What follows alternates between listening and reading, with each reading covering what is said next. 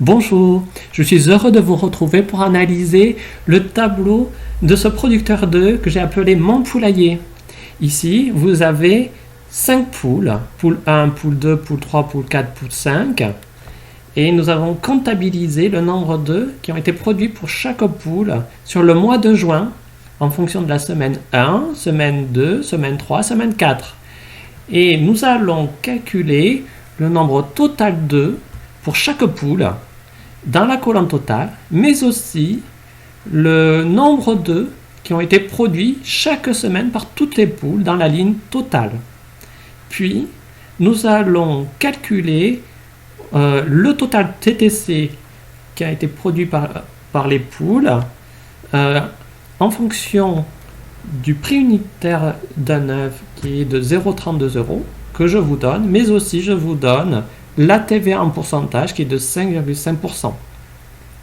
Ceci, c'est avant le prélèvement du renard. Mais nous allons voir aussi que après le prélèvement du renard qui est de 8% des œufs, nous allons recalculer le total TTC final. Je vais calculer tous les totaux pour chaque poule et pour chaque semaine en utilisant la fonction somme automatique.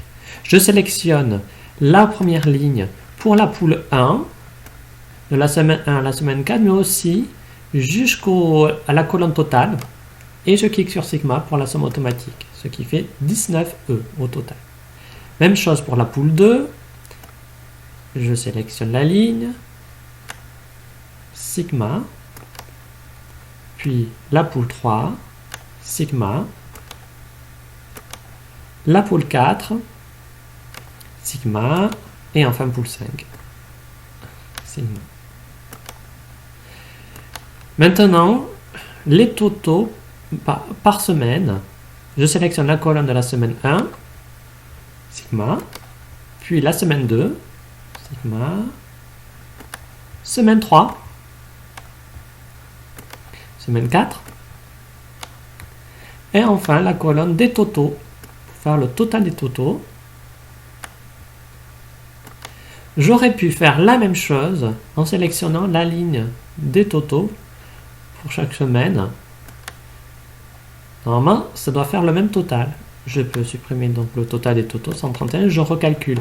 Je sélectionne la ligne des totaux, Sigma, ça fait bien 131, c'est la même chose. Je vais vous indiquer une méthode qui va beaucoup plus vite. Je supprime tous les totaux que j'ai pu calculer.